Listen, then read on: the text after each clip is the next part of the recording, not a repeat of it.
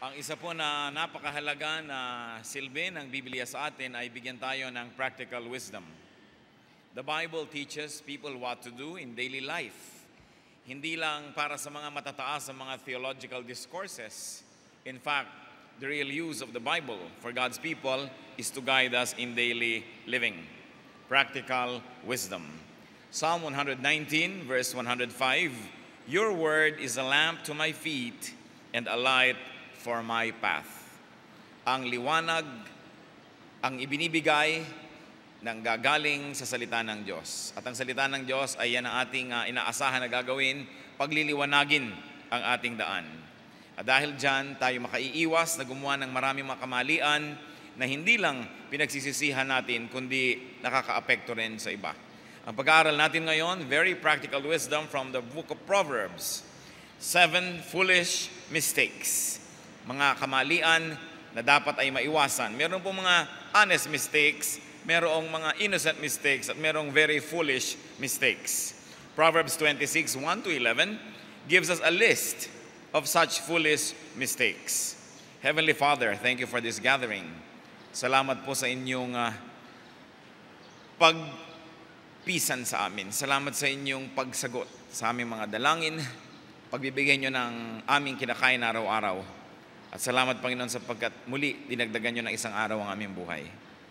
Patawarin nyo po kami sa aming mga kasalanan, O Diyos. Linisin nyo nga po kami. Punuin nyo po ang aming mga kakulangan at nawa yung inyo pong liwanag ay makita namin. Teach us, Lord. Give us practical insights into your word so such words may operationalize in our daily life. Lead us. Forgive us all our iniquities and our sins, so nothing will hinder your blessing.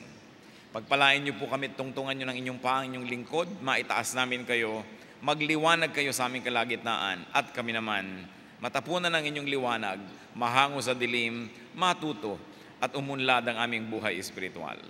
Iligtas niyo kami, Panginoon, sa mga gawa ng mga masasamang tao at masasamang espiritu.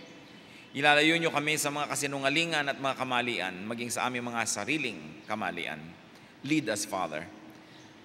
Kung ano man ang magiging sagabal upang kami lubos niyong mapagpala, ito po, Panginoon, sinusuko namin sa inyo, inyo pong alisin sa aming pagkatao. Take away our thoughts, ang mga gumugulo sa aming isip, maging ang mga discomfort na aming katawan ay sinusuko namin sa inyo upang kami maging ganap na handa to receive your word. Father, walk in our midst, dispense blessing to your people. Lift up your name. In the name of Jesus we pray. Amen. 7 foolish mistakes. 7 talagang mga malala na mga pagkakamali na pwedeng iwasan. Proverbs 26 verse 1, "Like snow in summer or rain in harvest, honor is not fitting for a fool." Isa po na itinuturo sa atin na huwag gagawing pagkakamali, do not honor a fool. Huwag nang bibigyan pa ng mga karangalan ng hindi binabagayan. Tulad daw ng hindi bagay ang snow pagkatag-init at hindi rin bagay ang ulan kung tag-araw, hindi bagay pinararangalan ang mga hangal. Give the honor and the title honorable only to the deserving. Do not give titles, authority, positions, or power to fools. Dahil sayang. Sayang na sayang po ang pagpaparangal, ang pagbibigay ng kapangyarihan sa mga taong di naman karapat-dapat at hindi naman marunong. Proverbs 26 verse 8, "Like tying a stone in a sling is the giving of honor to a fool." Kung kayo po ay nakakagamit at alam niyo kung paano umaandar ang slingshot o tirador, nilalagyan niya ng bato, pero nakapatong lang halos yung bato doon para pag pinawalan mo yung tension, tatalsik yung bato at tatama sa kanyang pinupuntirya. Pero yung daw pagbibigay ng dangal sa mga hangal ay parang yung bato na inilagay mo sa tirador ay nakatali doon, nakakabit, nakadikit. So pag pinawalan mo yung tension, hindi rin tatalsik yung bato. Parang may baril ka pa daw, nakabara naman yung bala at hindi lalabas. The stone will not serve its purpose. The stone will not hit its mark, and therefore will only be useless. What is the practical lesson, brothers and sisters? Do not waste precious time, precious treasure and resources. Do not waste precious trust on fools. Maging ang mga paaralan ay meron po mga entrance test. Self-respecting schools have entrance tests. Dahil ayaw nilang bigyan ng space sa kanilang kwarto, ayaw nilang bigyan ng upuan sa loob ng classroom, ayaw nilang bigyan ng oras ng mga guro nila, yung mga hindi naman handang matuto. Kailangan meron ka mga basic skills in order to cope with schoolwork. Kaya meron mga screening sa mga employment houses. What do? Merong mga tests para hindi kanila pagsayangan ng oras na i-train, bigyan ng tiwala, at para masayang lamang ang lahat ng mga yan. Wise persons also choose who to love. Lagi nating pinapaalalahanan ng mga young people, habang hindi pa kayo hibang at hindi pa nahuhulog ang loob nyo, mag-aral muna kayo kung karapat-dapat bang ibigin yung nagsisimula nyong mamiss. Kasi habang nagsisimula pa lang, pwede pang sugpuin yan eh. Pero pagka sinunod yan ng sinunod yung damdamit, nahulog si loob. Kahit na ano na lang, itutuloy nyo na dahil nahulog na si loob. Pero bago nahuhulog ang loob, pag-aralan nyong mabuti. Dapat ba? Sapagkat kung ikaw ay napasama sa buhay ng isang taong sisirain lang niya yung buhay niya, wala siyang plano at wala siyang kakayahan na ayusin ang kanyang buhay, madadamay at madadamay ka dyan.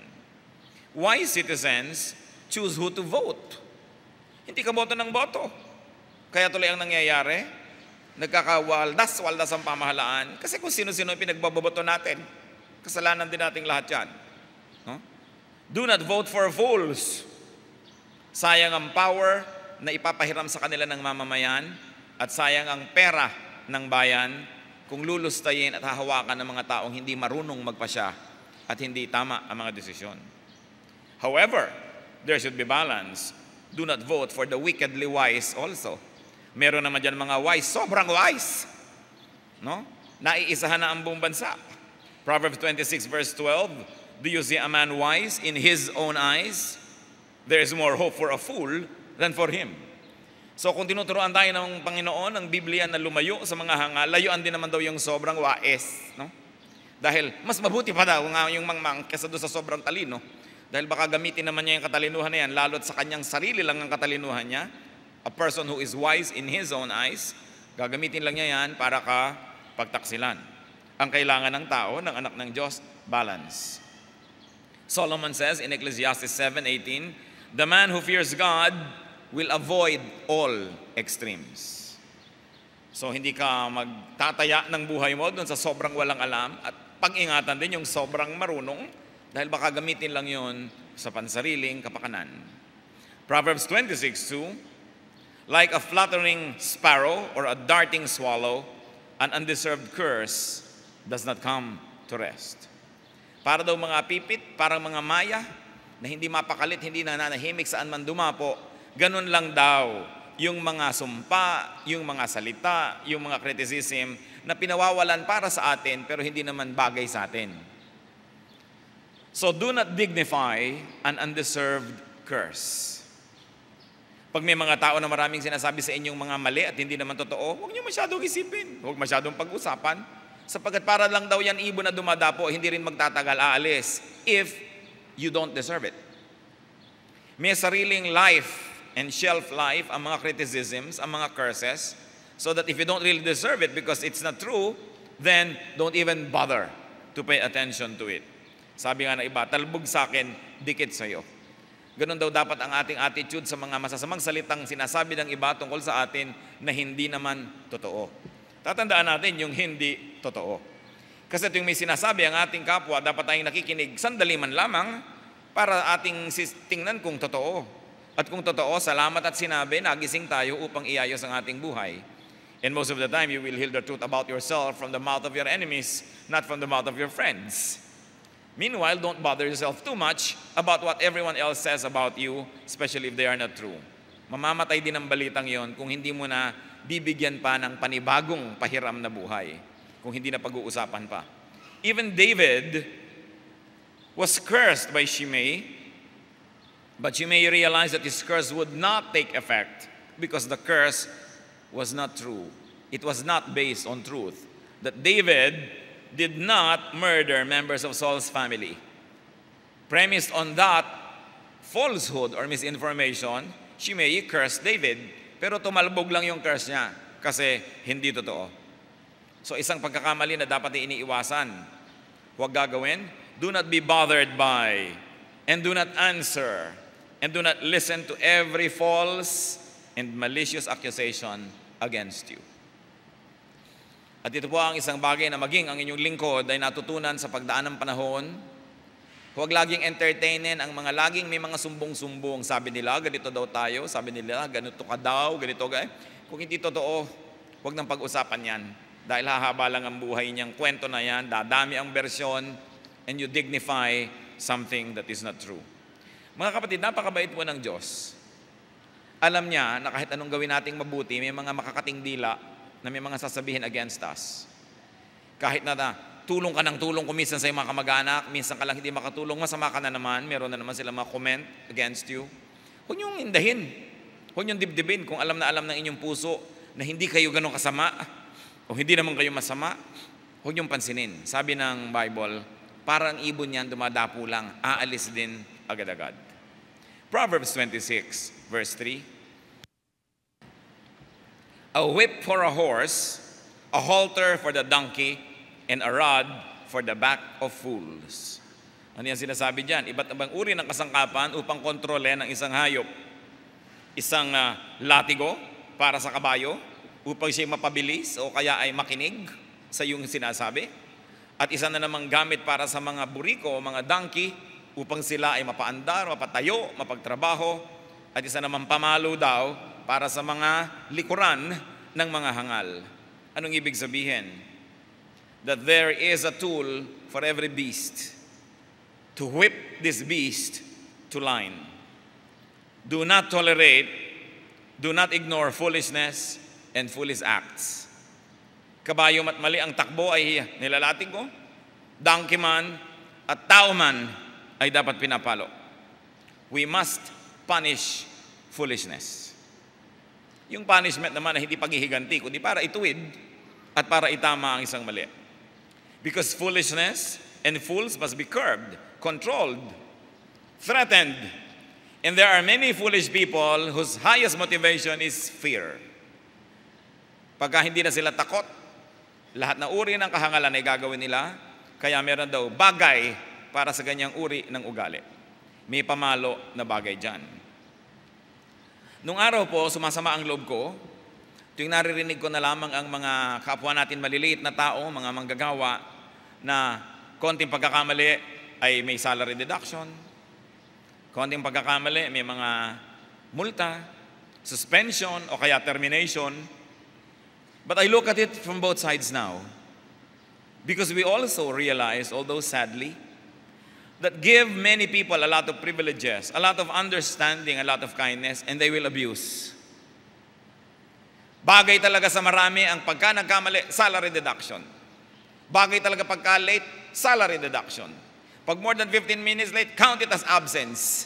Kasi luwagan ninyo yan na pwedeng malate ng konti, mamaya half day na yan, mamaya full day na. Maraming mga tao, hinihingi nila ang latigo na sila ay patamaan, sapagkat kung iiwan mo mag-isa, puro kahangalan ang gagawin. Fools mistake kindness and respect for weakness. Maraming mga tao, pagka hindi mo bibigyan ng deduction, a-absent talaga. Hahabaan ang mga pag-absent.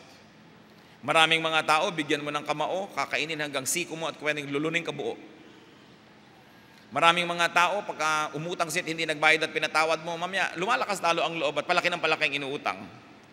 Bihira po yung tinatabla ng hiya. Kadalasan, kailangan talaga punishment. Because many people walang sariling bait. Ang kinikilala lang nila at pinapanginoon nila ay ang latigo o pamalo. It is sad. But the Bible says that. Panghataw sa kabayo, panghataw sa buriko, panghataw sa tao. Iba't ibang uri ng mga hindi pagsunod, isang treatment lang. Kailangang maramdaman nila ang hapdi, ang kirot ng bunga ng kanilang mga pagkakamali. Because many people, when you're very kind to them, they just become bolder and more aggressive and daring in abusing you. Isang pagkakamali na hindi ituwid ang kalikuan ng iba, lalo't sila ay abusado. Ngayon, siguro, una, pangalawang offense, you might give people the benefit of the doubt. But there are many people who will only abuse kindness and they will look at it as weakness to exploit. In other words, you have to be strong to put people and whip people into place. If you want discipline and order in the universe. Kita ninyo, nagtatanong lagi sa akin ng maraming tao, bakit po ang mga Pilipino pag nasa abroad, masunurin sa mga batas, lalo sa batas trapiko? Ba't pag nasa atin, hindi? Bihira naman kang pinaparusahan dito kasi ang nagkakamali nakakalusot, nakakapaglagay. So you don't realize the pain of being punished for your error, so you're not afraid to commit the mistake.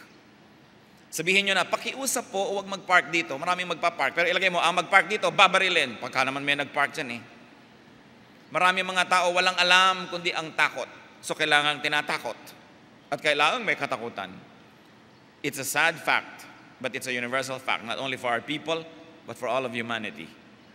Proverbs 26 verse 4, do not answer a fool according to his folly, or you will be like him yourself. So huwag patulan ang kahangalan. Huwag patulan ang mga hangal. Wala na pong pinakamainam na Tagalog translation sa fool kundi hangal, so I hope nobody's offended with this word. Dahil wala nang ibang bagay, yun na talaga. No? Do not go down to the level of fools. Do not get even with fools. Huwag po kayong tatabla, gaganti sa mga hangal, sapagkat pag tumabla kayo, ibig sabihin you're on the same level, pareho na lang kayo. Do not play on their terms. Do not play by their rules. No? Napakahalaga. Do not dignify their talk, their remarks, their deeds with repetition. Pag meron na silang sinabing mali, ipapamalita pa natin, pag-uusapan pa natin, namumultiply ang kanilang trabaho. Hindi dapat ang ganon. Pero kailangan na naman balance, mga kapatid. Kasi sabi, huwag papatulan ang mga kahangalan ng iba. Pero ang sabi naman ng Proverbs 26 verse 5, answer a fool according to his folly, or he will be wise in his own eyes. Pag hindi mo itinama yung mali niya, nakala niya, tama na siya. The contemporary English version of the same verse, Proverbs 26 verse 5 says, but if you answer any fools, show how foolish they are, so they won't feel smart.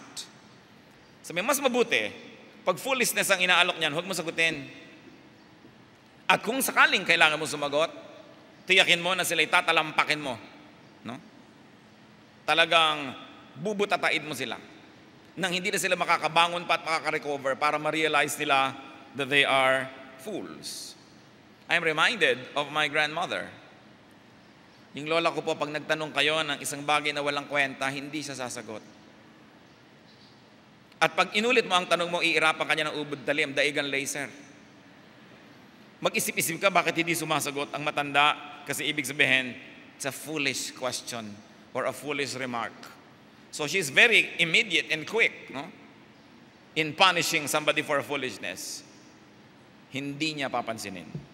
Dapat ganun din tayo, hindi mo laging binibili ang mga itinitinda ng mga kahangalan ng ating kapwa. Pero may mga panahon kailan tayo magsalita, sapagkat pag tayo nanahimik, akala nila, panalo sila, at lalo silang lalakas ang loob na ikalat ang kanilang mga kamalian. Fools can mistake your silence for defeat. They can mistake our silence for surrender, therefore their victory. Ito po mga Proverbs na ito yung pinag-aaralan natin, mga kapatid. Una, para siyasatin ang ating sarili. Are we foolish in this terms, by these standards? O kaya, may mga tao ba sa ating paligid na guilty of this kind of foolishness and we allow them to manipulate us? We allow them to influence us or control us? Kaya nag-aaral tayo so we can be free. Because truth sets free. Proverbs 26 verse 6, like cutting off one's feet or drinking violence is the sending of a message by the hand of a fool. So, in a literal way, pag daw nagpadala tayo ng pasabi, ng mensahe, sa isang taong hangal, daig pa daw ang pinutulan mo ang sarili mo ng paa o naghanap ka ng sakit ng ulo. Anong leksyon ang itinuturo ng verse na ito? Do not use a fool as an ambassador, as a messenger, as a go-between, as a spokesperson. Anong ibig sabihin natin, mga kapatid? Tayo pa naman, sa Filipino culture, we don't have the culture of directness. We always use padrinos. No? Sabihin mo naman sa nanay, ganyan, liit-liitan ang hinihingi sa akin. Hindi ko na kaya. Ipapasabi mo sa kapatid mo. O kaya ang nanay, sabihin mo naman sa kapatid mo, dagdagan naman ang ibinibigay niya buwan-buwan. So may gagamitin kang tagasabi. No? O kaya nag-away kayong magnobyo, may tagasabi pang, sabihin mo sa kanya, nagtatampo ako kasi ganyan. No? O kaya may nakaaway kang kapitbahay, o kaya leader ka, may mga follower na ayaw sumunod, nagtatayo sila ng sarili nilang mga republika doon sa sulok-sulok. May ipapadala ka ngayon na isang junior leader, sasabihin mo, kausapin mo sila, sabihin mo ganito, ganon. O kaya may mga grupo na may unhappiness, gusto nila iparating sa taas, pipili sila ng tagapagsalita. Usually, yung iniisip nila na pwedeng pakinggan nung nasa taas, sabihin mo naman sa nasa taas, ganito kami, ganon. So ito po yung mga ambassador na pinag-uusapan natin. At sabi ng Proverbs 26:6, pag pumili ka ng isang ganyan na hangal pala yun, naku, ay hukayin mo na ang libingan mo. Daig mo pa nagpaputol ng sarili mong paa o humanap ng sakit ng ulo.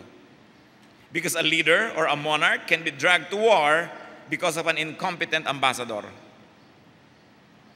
Kaya tragedy kung ang mga ambassador sa limbawa ng ating bansa ay mga political appointees. Mabuti sana kung marurunong lahat. Ngayon, kung ayaw mo lang manggulo siya sa isang probinsya, gagawin mo ambassador kung saan gulo para sa ating bansa kasi hindi siya marunong mag-represent. At pag sinabi po dito yung a fool, no? It can be shy. I was talking to a very senior diplomat of our country. Many ambassadors nagre-report sa kanya. Sabi niya, ang observation niya, ang dami-dami nating ambassadors, mga dungo. Pagka nasa mga international gathering na, hindi kumikibo, parang pinitpit na luya, tahimik na tahimik, lalong-lalot puti ang mga nakapaligid. May inferiority complex. Ambassador. No? So sa palagay niyo ba, maipapanalo nun ang mga usapin tungkol sa ating bansa kung siya ay dungo? No? Kaya kung minsan may mga familia, yung padre de familia, torpe. Sa palagay niyo, he will bring home the bacon? No, he will bring home the balutan ng bacon. Kasi mahiyain. Pag nagkagawa ng pagkain, siya ang walang uwi. Kasi torpe. So pagka pumili ka ng yung ipapasugo, pipili ka ng representative na hindi marunong, a fool, lugi ka. Fool can also mean malicious. Sabi ng girl, doon sa kanyang kaibigan na girl number 2, sabihin mo naman sa boyfriend ko, ganito, ganon. Mali-mali ngayon ang sasabihin ni girl number 2, siya pala may gusto. Mamaya sila na yung nag-date. Kasi malicious ang yung ambassador. At marami pong mga gulo, lalong lumalaki kasi ang pinagtitiwalaan ninyo magsabi, hindi pala pwedeng pagtiwalaan. Fool can also mean warlike, na ang gusto niya talaga magkagalit kayo, or inarticulate. Even I, in my personal life, and in my ministerial life, I have seen this happen several times. Ang ganda-ganda ng salitang binitawan mo sa iyong inutusan. Sabihin mo dito sa ating mga tao na naliligalig, nagugulo, ganito ang solusyon, ganito ang ating posisyon. Ang ganda-ganda. Paglipat, pangit na. Ang nangyayari tuloy, may mga nagtatampo, may nagdaramdam, may nagwo-walk out, kasi akala nila gano'n ang official stand ng organization. There are people, and the fool can also mean unfaithful.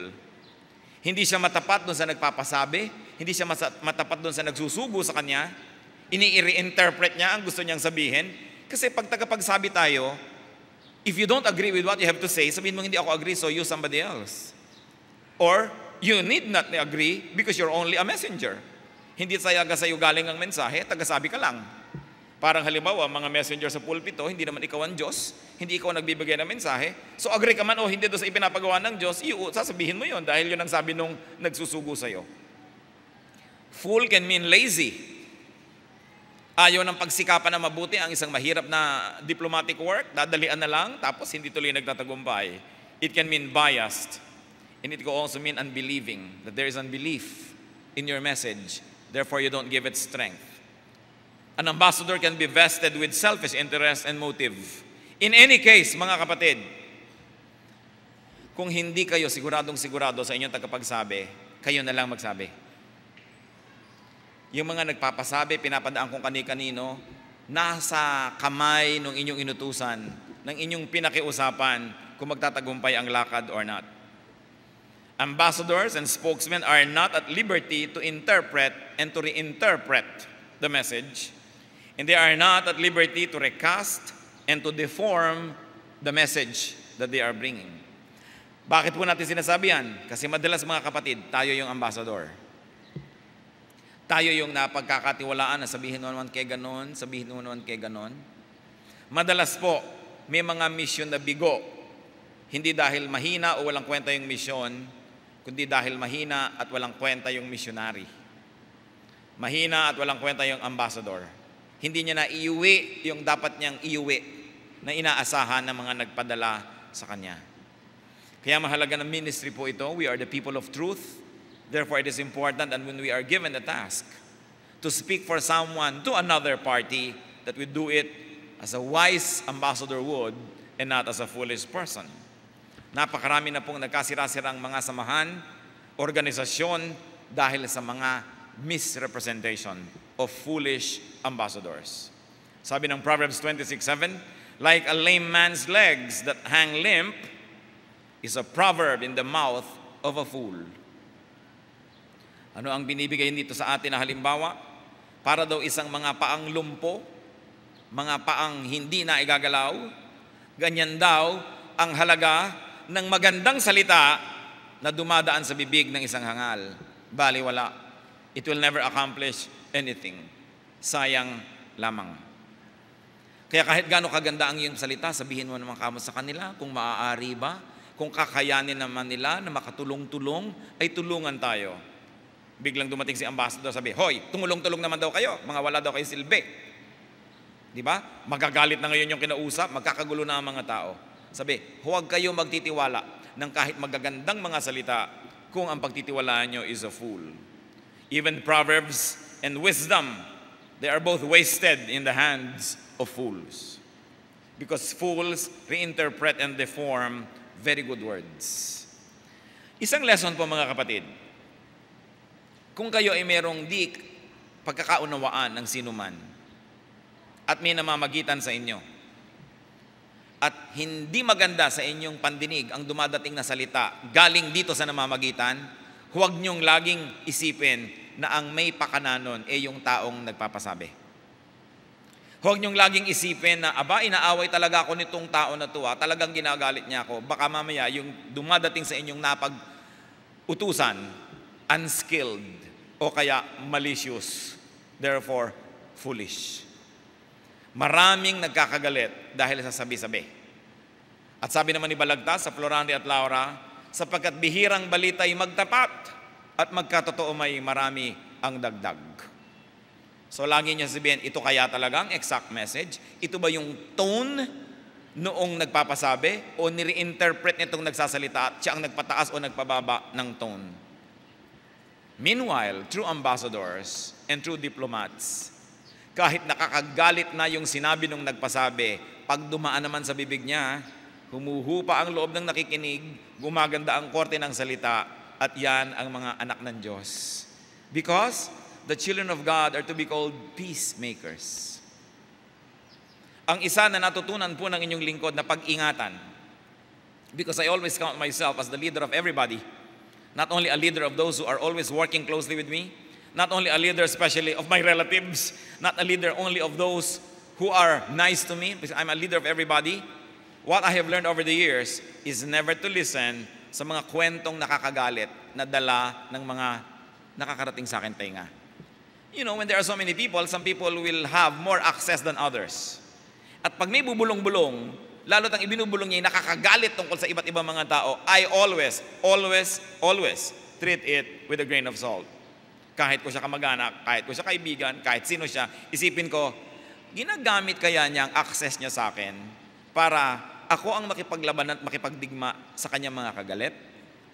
Ginagalit niya kaya ako para magalit ako sa kagalit niya, para maging kakampi niya ako? At kung ano man ang merong kumunti ako influence, ay magamit niya para sa kanyang mga pansariling kagustuhan? Kaya ingat na ingat ako sa mga bubulong-bulong. Dahil maaaring mali. Kadalasan, mali ang ibinubulong niyan. Lalong-lalo yung ang effect sa inyo, nagalit kayo. Napapansin niyo ba yan na may mga tao na pagka kinausap nila kayo, mamaya galit na kayo doon sa kagalit nila? Pag-ingatan niyo yan. Because even human justice requires that you hear both sides before you make your verdict. Maging sa mga hukuman ng tao, pinapakinggan yung nasasakdal at yung isinasakdal. Pinapakinggan ang argumento noong nagsasakdal at noong isinasakdal bago gumawa ng hatol. Kaya huwag tayong gagawa ng hatol laban kanino man dahil lang sa kwento o salita ng isang nakarating, samantalang yung isang partido hindi natin nadinig. And especially if you are a leader. Sapagkat ang impluensya at kapangyarihan ng isang pinuno ay pahiram lang ng Diyos. At dahil pahiram ng Diyos, Diyos ang mag-accounting, ang mag-audit ng ganyang mga pahiram na kapangyarihan, kaya marapat na malinis ang paraan ng paggamit niyan. Proverbs 26 verse 9, like a thorn bush in a drunkard's hand is a proverb in the mouth of a fool. Para do isang tangkay na punong-puno ng tinik na hawak ng isang laseng, ganyan daw yung proverb, yung magandang salita sa bibig ng isang hangal. In other words, mapapapangit niya. Matinik na sanga sa kamay ng lasing is harmful to himself and to others. So we must always scrutinize the message and we must scrutinize the messenger bago tayo magpapa-influensya sa anumang nadidinig natin. Bakit napaka-diin naman yata ng pagbibigay natin ng emphasis dito? Sapagkat ito ang pinakamadalas mangyari. Pati mga mag-asawa nagkakahiwalay dahil sa sabi-sabi ng mga kamag-anak na mahilig makialam. Pati mga magkakaibigan nagkakalayo. Ang mga magkakasosyo sa negosyo nagkakahiwa-hiwalay dahil sa kwento ng kanilang clerk nila na ipinapasok nila, na nagkakainisan pala, nagkakagalit, kaya ikaw ngayon i-influensyahin, bubulungan ka ng bubulungan. Basta bubulong-bulong, eto na si Ingkong bubulong-bulong, pag-ingatan nyo na, lalo't malapit sa inyong puso. Dahil kuminsan nabubulag tayo pag malapit sa ating kalooban ang nagsasalita. The people of God must be objective and always, pagka po merong isinasakdal, ang ating puso nagtitira man lang ng kalahati para doon sa taong absent, yung hindi nare-represent. That is what is fair to do. At kung may mga nasira na po tayong mga relasyon, mga pakikipag-ugnayan sa kapwa, dahil sa ganyan, at ngayon nare-realize natin yan, we study God's Word, not to increase our knowledge, but to change our lives. Maaari nating ituwid kung meron na tayong nagawang mga pagkakamali at iwasan ang mga kalikuan na maaaring mangyari pa. Kaya napakahalaga yung Proverbs. Very, very important wisdom. Tulad din po ng sinabi na ganyan ng mga bali-balita na dumadaan sa bibig ng isang foolish, even a Bible verse in the mouth of a fool can be most harmful. At pag-iingatan din natin ang mga taong lagi nagko-quote from the Bible, lalong-lalo para bigyan ng suporta ang kanilang mga ginagawa, ang kanilang mga pananalig, paniniwala, o kaya ay mga advocacies. Dahil ang Biblia na yata ang pinaka-abused literature na ginagamit ng mga tao sa iba't ibang paraan at pwedeng-pwedeng gamitin sa panglilinlang, sa pandaraya, pwedeng-pwedeng gamitin para gumawa ng gulo. Absurd teachings and following result from this aberration. So teachers or preachers, beware that we are faithful to the spirit of God's word and that we don't use it to manipulate people. It is so easy to hide behind the powerful word of God to manipulate people and to advance oneself. That's why people who teach should be judged, and according to the Bible, will be judged with at least twice as much strictness as those who are not teaching. And students and listeners should also beware. You will always say, saan pupunta ang usapang ito? Saan uuwi ang interpretasyon na ito? Ano ang mangyayaring practical application ng tinutumbok ng ideya na ito nang nanggagaling sa verse mula sa Bible? Ako ba ay magpapaalipin? Ako ba ay maaabuso? Ako ba ay makakawawa? Ako ba ay mapagsasamantalahan?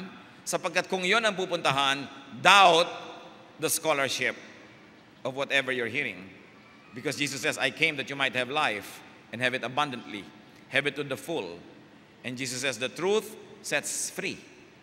So kung ginagapos ka lang lagi, lalo kang nahirapan, lalo kang na-oppress, doubt the scholarship of interpretation. Dahil sa bibig ng mga hindi mapagkakatiwalaan, pag dumaan, maging ang salita ng Diyos, maaring makasira sa mga taong mangmang at sa mga taong hindi sumusuri ng kanilang pinakikinggan. A fool can also mean ignorant or selfishly motivated. Proverbs 26:10, like an archer who wounds at random is he who hires a fool or any passerby. Yun daw namamana, siyempre ang namamana may tinutudla, may pinupuntirya, may target. At sinusukat ang galing mo kung tama nga, tumatama nga ba, kaya bullseye ba o hindi. Maging ang mga training ng mga pulis, bumabaril-baril sila, biglang may ginang, may bata, mayroong magdanakaw. Dapat ang binabaril lang nila yung kalaban sapagkat hindi sila dapat tumama sa hindi dapat tamaan. Pero, ganyan daw ang katulad ng isang tao na bigla mo na lamang na hinahire, binibigyan ng pwesto, binibigyan ng trabaho na hindi mo naman kilala. Tulad daw ng isang namamana na kahit saan na lang tumama, ganyan ang mangyayari sa isang taong dumadaan lamang, bigla mo nang tinawag at inimbitang maging empleyado o maging trabahador o maging tauhan. Ano po ang lesson, mga kapatid? Do not hire a fool, especially if that fool is your relative, dahil mahirap tanggalin.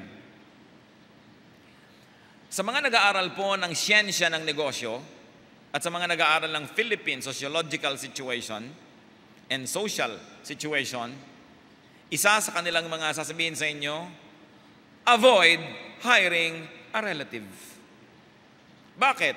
Pag umaabusan na yung relative at tinanggal mo, ito na yung nanay na tiya mo, iiyak-iyak sa'yo. Inalagaan kita nung maliit ka. Pinsan mo lamang, tinanggal mo pa, wala. Sira na ang yung sound judgment. No? Do not hire a fool. Do not hire someone you don't really know. And listen to this, don't hire the easily available.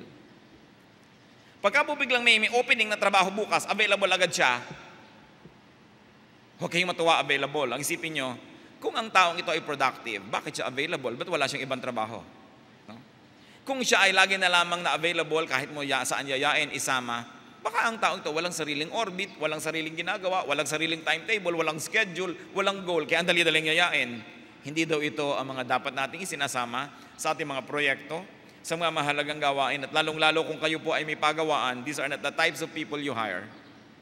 Unless, of course, there's a valid reason why they are available at that time, dahil meron din naman magagaling na who happen to be available at that moment.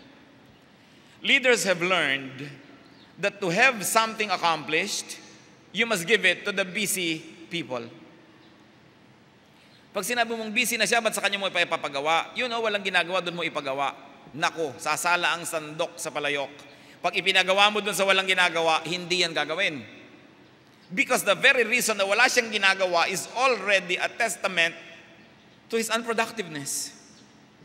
Kaya yung laging may ginagawa, sa kanya mo pa igawa, maigagawa pa niyang paraan na gawin yan. Kasi busy siya, ibig sabihin marunong siyang dumiskarte sa buhay. Iwasan niyo po yung mga taong laging available. Kadalasan, because they don't live for anything higher than their daily existence. Be selective in commissioning people. Maging sa ministry, yung kuha ka ng mga missionary, kuha ka ng mga pastor, ang dami-dami ding abusado. Pagkarami-rami rin mga batugan, pagkarami-rami din mga lakwatsero, kahit sa ministry. Hindi ko muna sa ministry at may dalang Biblia ay pwede mo nang pagtiwalaan sa oras niya na pag hindi mo binantay at nilatigo, hindi ka papasukan. Laging absent, laging may dahilan. Kung muna sa ministry sila, akala nila lahat na lang ng sakit ng paa ng asawa nila, excuse na silang umabsent. No? Pero kung nagtatrabaho yan sa mga ibang korporasyon, hindi nila gagawin yun, but they can abuse the ministry, they can abuse the church. So, ingatan ang ganito mga bagay, piliin ang mga taong pinagtitiwalaan. At uulitin ko po mga kapatid, kung ayaw nyo sumakit ang ulo nyo, liban na lang talagang qualified ang kamag-anak, don't hire them. Don't hire them just because they're kamag-anak. Ang problema sa ating lipunan, we're always giving to the needy. We forget to give to the deserving. If you don't have enough to give to everybody, don't give to the needy, give to the deserving, because that is just. Meanwhile, you may want to give a little to charity or you want to give big things to people, but don't expect what you give them to be profitable or to yield a fruit. Talagang binigay nyo na lang. But if you expect performance, if you expect productivity, give your fertilizer to the fruit-bearing tree. Sayang ang pataba sa mga punong hindi namumunga. At maging sa isang parable ng Panginoong Jesus, may isang punong ayaw mamunga, sabi niya sa gardener, bunutin mo na yan, sayang ang taba ng lupa na kinakain ng puno na yan na hindi naman natin mapitasan ni isang bunga. Even God expects people to be fruitful. And another mistake that we must avoid. Proverbs 26:11. As a dog returns to its own vomit, so a fool repeats his folly. Kung paano daw matapos isuka ng aso ang kanyang suka, ay babalikan pa niya mamaya para kaining muli, ganyan na mga hangal. Yung tinigilan na, babalikan pa. Yung napagtagumpayan na, magpapaalipin na naman. Yung mali kahapon, magiging mali uli ngayon, magiging mali uli bukas. So what mistake must we avoid? Do not repeat mistakes. At kung nangyari man na nauulit ang ating pagkakamali, dapat ibang version naman, may konti man lang sanang asenso, hindi ganun-ganon din tulad ng unang-unang pagkakamali. No? Meron namang konting na iba na umasenso ka naman. And do not trust someone who keeps repeating the same mistakes. Dahil uulit-ulitin lang niya yun. Huwag kayong padala sa mga pangako, sa mga sumpa. Madalas nagtatanong sa akin ng mga tao, alam niyo naman, we don't involve ourselves directly in any political thing. Pero sabi, sino po ba ang iboboto namin? Paano po ba kami magkakaroon ng pamantayan kung sino iboto? Ang sinasabi ko lagi, tingnan nyo ang performance. Tingnan nyo ang track record. Huwag kayong maniwala sa pangakong gagawin pa lang. Ang tingnan ninyo yung mga nagawa na. Sapagkat history will repeat itself. Can a leopard change its spots? So kung anong ginawa niya noon, yung uling gagawin niya. Huwag kayong maniwala sa pangako. Yung solid history. Pati mga dalaga, nililigawan kayo, o mga binata, may nanliligaw sa inyo mga dalaga at nangangako na kung ano-ano. Tingnan nyo yung performance. Madali magsalita nung mga ibon na wala pa sa kamay mo, pero pag hawak mo na, anong gagawin mo sa ibon na yan? Performance. At sabi sa Proverbs 29:1, a man who remains stiff-necked after many rebukes will suddenly be destroyed without remedy. Ang isang taong nananatiling nagmamatigas, matapos at sa kabila ng paulit-ulit na mga paalala, ay biglang-biglang wawasakin na hindi na siya makababangon pa. Pero tatandaan po natin, walang disaster na biglang nangyayari. A disaster takes a long time in the making. Naiipon yan, matagal bago sumabog. Parang bulkan, hindi pwedeng bigla-bigla na lang sumasabog. May oras din niya nag-iipon ng kanyang pasasabugin. Kaya ganun din ang disaster sa buhay, hindi yan bigla nangyayari. Kadalasan yan ay bunga ng maraming mga maliliit na mga paulit-ulit na mga kamalian. Naiipon, sumasabog. They reach their critical angle and topple over. And remember this, even if you were not the one continuously repeating the same mistakes, but if you are in tight embrace with that person, when the destruction of that person comes, madadamay ka. Kaya pinipili natin kung sino ang niyayakap. Proverbs 3:21-26. My son, preserve sound judgment and discernment. Do not let them out of your sight. They will be life for you, an ornament to grace your neck. Then you will go on your way in safety, and your foot will not stumble. When you lie down, you will not be afraid. When you lie down, your sleep will be sweet. Have no fear of sudden disaster or of the ruin that overtakes the wicked. For the Lord will be your confidence, and He will keep your foot from being snared. Ito po ang itinuturo ng Proverbs 3 sa mga taong nakikinig sa wisdom, sa mga taong umiiwas sa foolishness. Kaya sabi, ingatan ninyo ang inyong kaalaman at gamitin nyo sa tamang panahon. Daig pa niya ng bulaklak, daig pa niya ng medalyang nakasabit sa inyong leeg, sapagkat yan ang magliligtas sa inyo sa maraming mga panganib. At kung sa maliliit na bagay, sa maliliit na oras, sa maliliit na pagkakataon, patuloy na ang ginagawa ninyo ay tama. Patuloy kayong umiiwas sa mga hangalan at mga kamalian, hindi nyo kailangang mangamba na bigla-bigla na lamang masisira ang inyong buhay. Sapagkat ang Panginoon ang magiging tagapag-ingat nyo kung kayo nabubuhay sa karunungan niya. So know and recognize foolishness from wisdom. Know and recognize fools from wise people. And do not permit foolish people to influence you. Kailangan mahalaga yan.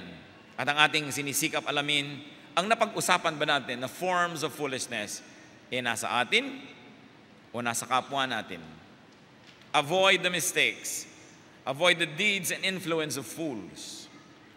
Avoid foolish mistakes and be happy. Be fruitful. Be peaceful. Maraming mga kaguluhan ng ating buhay are self-made. If you will look at many troubles of your life, look at the maker. Look kung sino ang tatak na gumawa noon, the manufacturer. Kadalasan, tayo din. Maaring iwasan ng maraming mga pighati. Maaring iwasan ng maraming pait ng buhay kung mabubuhay tayo na may karunungan. Diyos naming Ama, turuan nyo nga po kami to find very practical application sa mga salitang ito. Kahit malang isa, sa maraming binanggit, matandaan lang namin, maunawa, maipamuhay. Salamat na po. Subalit ayaw namin sa isa lang, gusto naming makuha ang buong mensahe mo sa amin, Panginoon. Turuan niyo po kaming suriin ang aming sarili. If we are foolish in some ways, although we may be wise in other ways. Salamat sa mga bahagi ng buhay namin na kami ginawa mong wise na, Panginoon. Ipatawad niyo po at palakasin kami sa mga areas of our lives where we are not that wise. And teach us to be discerning, to be selective in allowing people to influence us. Nawa, Panginoon, beyond emotion, beyond personal loyalty, may we have a very, very objective assessment of how people around us influence us. Lord, kayo po ang dapat na pangunahin naming pinapayagan na mag-influence sa amin. You have given us free will. We must never let other people twist and exploit that free will so that we become pawns in their cruel chess games. But we ask you, O God, to be the power behind us, to be the influence behind our lives. Magbulay-bulay tayo mga kapatid, yumuko sa presensya ng Diyos, humingi ng personal application. We study the Word of God not to increase in information, but to change our lives. Ask God, hanapin natin, huwag kayong pumayag na uwi kayo na ni isa sa mga pinag-usapan nating mistakes, hindi natin nakita kung anong kinalaman sa ating buhay at paano natin ito maitutama o kaya maiwasan. The Spirit of God resides in the worship of His people. Therefore, the worship of His people brings the Spirit of God in our midst. Nandito ang Panginoon, hinga natin ang karunungan. At nawa ang karunungan na ito ay maging kasangkapan niya upang makita natin ang ganda ng buhay at maiiwas tayo sa mga di naman dapat na mga kinasasadlakan nating mga paghihirap. O Diyos naming Ama, tulungan mo po ang bawat isa. Nasuriin ang lahat ng mga salitang aming narinig, nabasa. Pagbulay-bulayan at hanapan namin ito na application sa aming buhay. Be alone with God, brothers and sisters, in some moments of silent prayer.